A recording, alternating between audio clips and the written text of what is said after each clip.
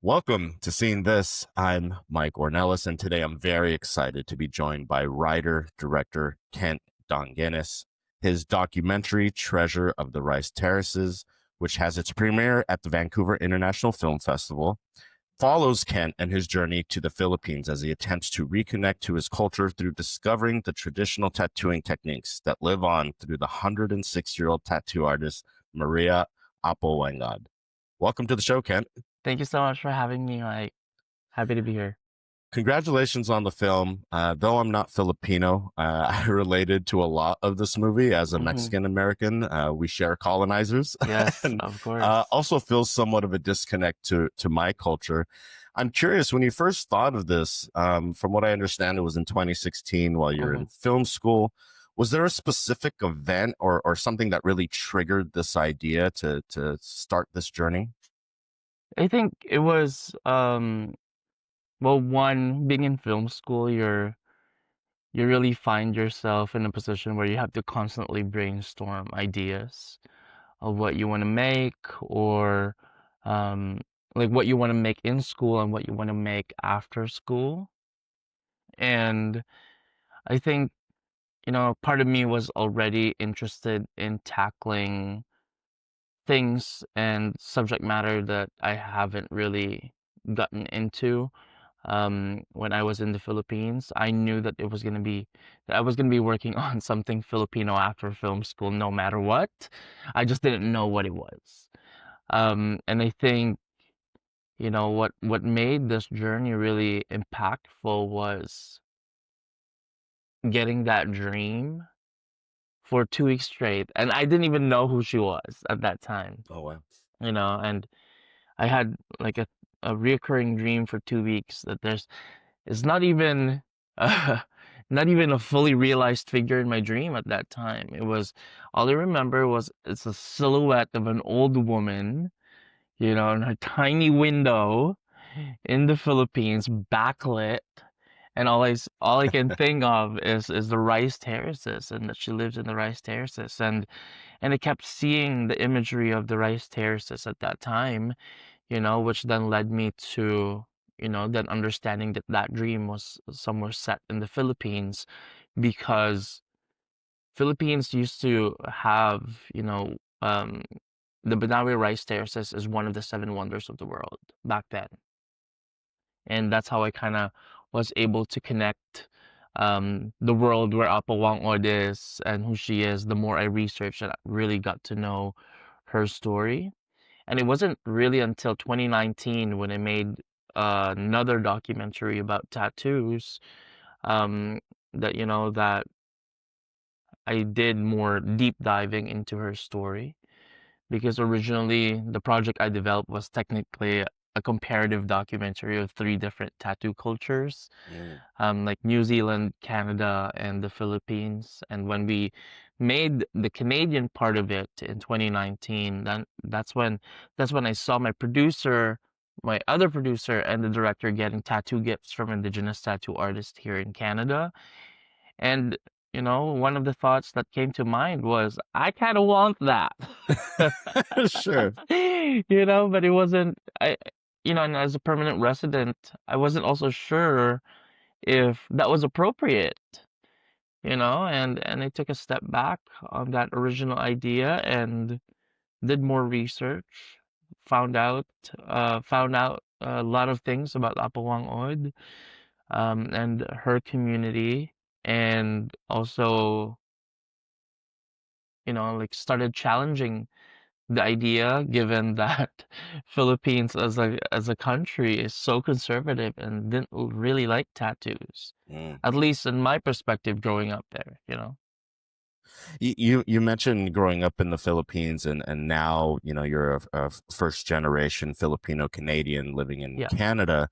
What was your relationship like with the Philippines as far as visiting? Did you go back to the Philippines often prior to this documentary? What was that dynamic like?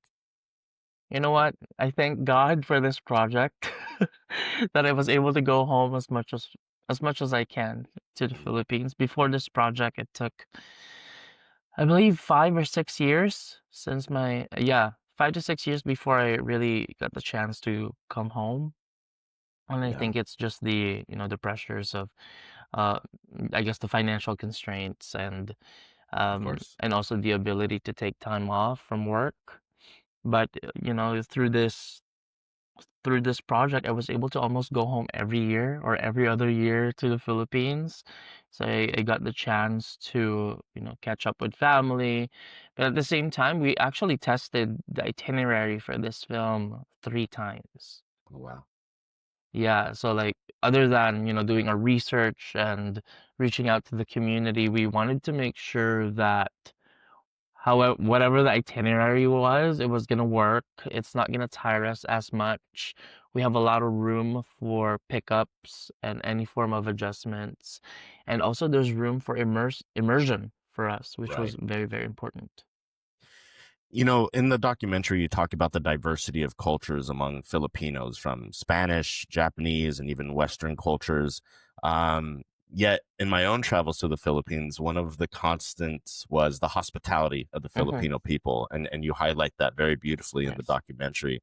Can you expand on your experience of discovering the hospitality aspect and the kindness and welcomeness of the Filipino people during your journey to Buscalan, and where where did you figure out that that would be kind of a highlight of what Mm. you're touching on in the documentary? Yeah, I think it's safe to say that Philippines as a country is just really hospitable. It's a country where if there's an occasion in someone's house, you can crash that house and have a free meal. Um, Also growing up in the Philippines, um, I I learned that Philippines was such a Western patronizing country. Whereas there's so much appreciation towards tourists because they're the ones experiencing our country, and um, we all want these tourists to have good things to say about the Philippines and the people that they meet. And I think with the purpose of showcasing our culture proudly, it was a no-brainer not to include the hospitality aspect of the Philippines, especially the hospitality of the people in Buscalan, in the village. And there's a lot of uh, there's a lot there's a lot of hidden Mickeys, I guess you could call it, or golden eggs in this film. Sure. I wonder that, if people are going to be able to catch, because there were some situations where, we were missing our day or not interview, or the people that we're supposed to be interviewing are not showing up, and Sure. then we compromise and divert, and we just show up to a community and, hey, is there any opportunity that we can just chat with you about this particular subject matter? And they go, yes, yes, yes, come, come, come, like join the feast. Or mid-shooting, we would get invited, or we would get pulled into a table on the side of the street. You're like, here, have a drink, have a snack. Have a red horse. Yeah, exactly, exactly. I And yeah, and that's one of the things I love about the Philippines. I think it's also one of the best reminders for me, that this is something that's so unique about my culture, or I guess our culture. Um, and and yeah, and I think, you know, one of the reasons why I started to love my culture again was that. yeah. Yeah. That I can be welcomed even though I'm not from a specific region, or I can feel like I'm home, away from home, when I was spending my time in Buscalan, because of the people who Mhm. embraced not just me but the team that I was with. That they almost make you feel a part of the culture. From my experience, I did a trip and got to go to a few different places, but I remember going to Cebu, Mm, and beautiful. incredibly beautiful. I mean, Yeah. all of the Philippines is incredibly beautiful. I'm overdue for a trip back, but I remember, just a little insight. I had to use the restroom, and there was Mhm. no bathrooms around where we were, and I just asked this woman, and she said, "Yeah, come in," and like ended up meeting her whole family. Yeah. Used the restroom in the house, and you mentioned that you stayed with Oppo while you were there in her Yeah, place. And I mean, I think that totally summarizes that welcoming, hospitable aspect yeah. of the Filipinos. I'm curious, you did a previous documentary on tattooing. You have this documentary. Where's that fascination come from? Did you have tattoos prior to doing either of these documentaries? No, Oh, wow. actually, Okay. no. I'd like to believe that as a filmmaker, I like making projects that are motivated by authentic emotions and experiences. And for these two films that I've done in relation to tattoos, I think it really comes from, that idea of me growing up, and that it's just part of our culture, I guess, that's just very frowned upon. Yeah. And it's like telling a kid not to press that red button. You know? Sure, sure. And you know what? I will. You're right. And I almost didn't give my grandma a choice because at some point during this multiple trips, I come home and more tattoos were on my body, and she was like, "What are you doing?" And because of those experiences, I guess, growing up, that's what I think really sparked my curiosity even more, that I should tackle this because my family doesn't want Right. it. Right. Go against the grain for sure. Exactly. For sure. So is the only technique you've had done the hand tapping then? Not anymore. Oh, Before okay. it was just that, but now I have, like tattoo gun. Oh, Um, okay. I also have tattoos from a Kiwi artist who also does stick and poke, but in a different way. Oh, It's like more wow. manual than Uh, there's no like tapping. can you compare? I mean, as someone that has Mm-hmm. tattoos, I'm curious the actual feeling of the hand tapping versus the needle gun. Is it comparable? Is it very different? Is one more painful? What's that like? Stick and poke's definitely more painful. Okay. Okay. Um, just 'cause I think part of it is like when you're tapping, sometimes it might be hard to gauge. That's why you need to be really good and trained to do Hmm. stick and poke, because one mishap like it could like really bury Mm, the needle or the thorn in Apawang's case. It could get buried in the dermis of your skin. And if you look at that comparison, like yeah. this has bolder lines, Hmm. while this doesn't. And this is tattoo gun, and while these are all stick and poke. Fascinating. Yeah. Fascinating. Yeah, I definitely, while watching, is like I'm A, due for a trip to the Yeah. Philippines, and B, ready for another tattoo. Yes, But that sir. hike to get Yes. to the village seemed quite daunting. I was running out of breath just hearing you describe the journey, A, to get there, Yeah. having again been to the Philippines. Traveling is quite a journey in itself, but then Yes. get to this village sounded like quite a trek. What was the most difficult part of that journey, considering you had a film crew with you and the Mm-hmm. equipment that you had to go? What was that like? Um, Most difficult part of it would be I would say the land travel aspect of it. It's Sure. it's coming it's coming from the airport all the way to the foot of that mountain. That's 10 hours of land travel, and there's no airports nearby. Mm-hmm. You really have to take the trek. There's some, tight curves, no barricades in some of them. So like you'll be doing the sharp turn, but then you're seeing the ravine right there. Right, right. Um, And the drivers are so confident in oh that yeah, turn, oh yeah, oh Yeah. yeah. Like shout out to Tito Jones, our driver, who's like fast and furious in uh a 12-seater van. Wow. And it's just being crammed in that space, and you'll feel like you're in a can. You're like a can of sardines, and you're like getting shaken every time. And sometimes some of these roads are not paved yet, so it's really bumpy. um and sometimes too, like there were times that we would reroute a bit because there are landslides that are happening in the area as well. It's very accident prone, but I believe the government there at least, is trying to get these roads Oh, paved. awesome. Um, Even all the way to Buscalan now, Oh, wow. the paved road is much longer. Now they added a bridge to shorten the hike Oh, in nice. in the village. Before you have to go down, all the way down, and then up. Now you can just cross and then take the stairs, but still pretty steep. Sure, sure. Well, I mean, I think that speaks to the importance of your documentary, and then also the work that Lars Krudik, Mm-hmm. who was on this journey with you, Yeah. had done previously, because it increased the tourism and people that Yes. are going here to get this traditional Yeah. technique of tattoo. What was your collaboration process like with Lars?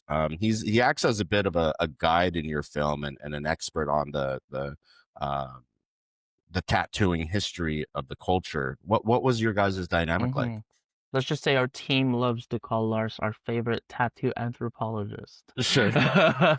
Sure. And Lars Trutak is just, a wealth of knowledge when it comes to documenting traditional tattoo practices. And it's not just the Philippines that Lars has visited. So he's also visited many indigenous places around the world and get to know their tattoo cultures and practices.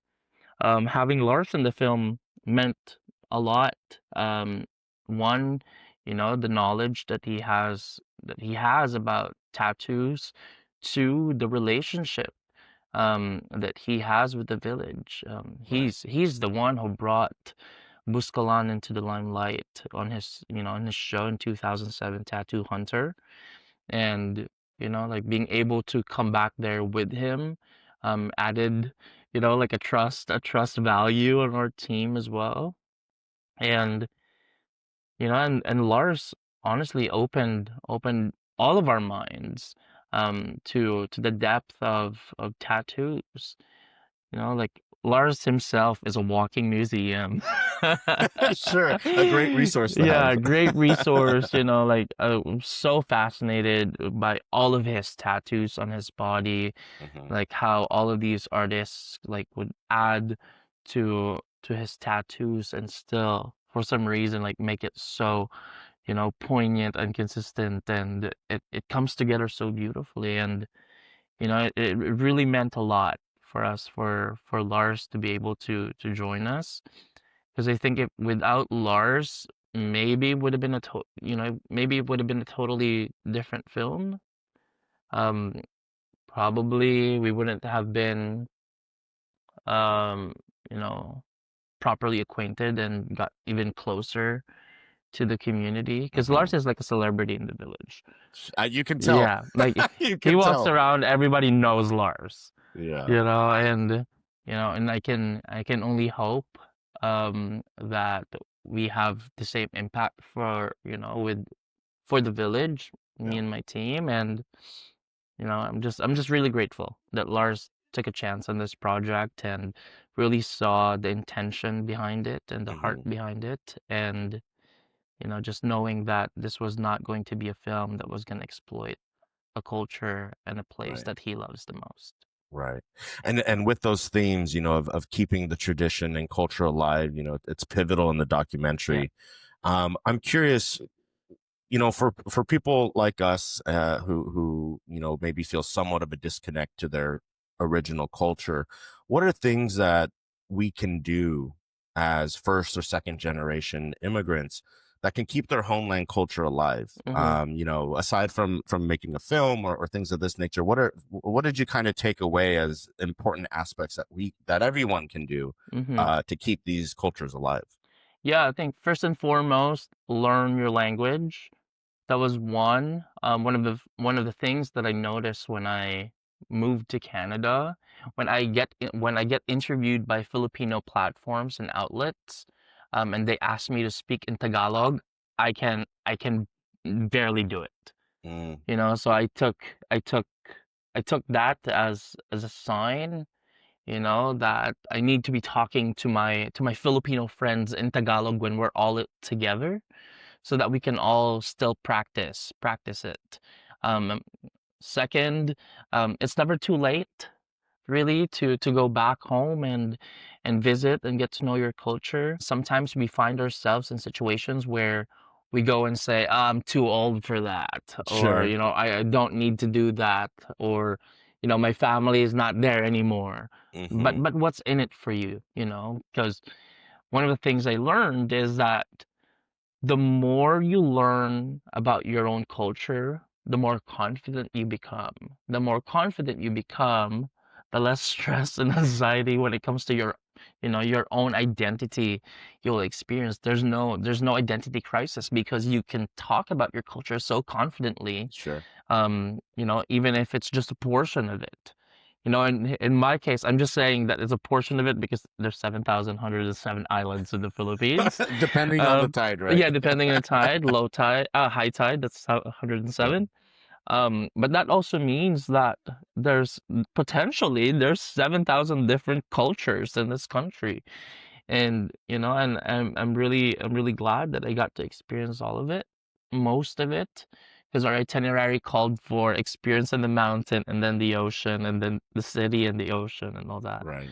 Right. Um, but yeah, I think learn the language. Don't don't you know don't don't fight against time. It's not a Right. race. I would say it's a marathon.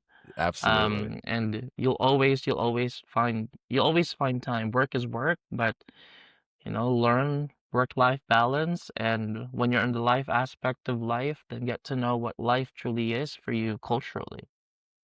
I love that. I'm gonna take that to heart as someone who isn't completely fluent in Spanish, and I've Mm. had to do an interview with a Mexican filmmaker and actress who predominantly spoke Spanish, and I was speaking English, and we were able to get by. But it's definitely a lesson learned in that regard. Totally Yeah, makes sense. you would have killed Uh, it on Spanglish. yeah, I mean that's another aspect I love about Tagalog is like Hmm. hearing Filipinos speak. There's a lot of mix, Yes, yes. of Tagalog and English. That reminds me of Spanglish as well. Yeah, You've been so great with your time, Ken. of Just course. one last question that I like to ask everyone. What is a movie or documentary that is underseen, something not maybe too many people have seen that you'd like to recommend for people to check out? That's a really good question because I watch a lot of movies too. Love it. And recently I was asked the question in one of these interviews if there was going to be a movie that would play back to back with Treasure's Rice Terraces, what would it be? And I think I would give the same movie. It's a movie called Yunor Will Never Die. Okay. It's a Filipino movie done by a Filipina director, Martika Escobar, and it follows a story of an old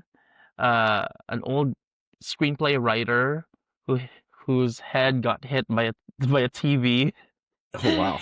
and it transports her into a world where she's gonna finish her last screenplay. Okay. And typewriter and all that. It's yeah, upbeat. It's comedy, action. And I think it's so underseen, although it played, a lot of film festivals. It played at TIFF. It played here in Vancouver as well, and it has toured around the world. But I think, there's still some people who can't quite overcome 1-inch subtitles on their screens. Sure. Man, And I'll steal what Bong Joon-ho said. Once you've conquered that 1 inch of subtitle, you'll get to know cinema even better. it's a whole new world. It really Yeah, is. yeah. I love foreign films, and I just attended TIFF this last year, and some of the best movies were international films with Yes. subtitles. And Yes. thankfully, I got my co-host to watch some of these movies, and they're typically I don't think they would watch these Mm-hmm. type of films, but they're blown away by it. So that's incredibly true, and I hope more people take that to heart. Yeah, I agree. Kent, thank you so much for your time. Best of luck on the festival circuit here, and look forward to what you do next. Thank you so much, Mike, for having me. Cheers.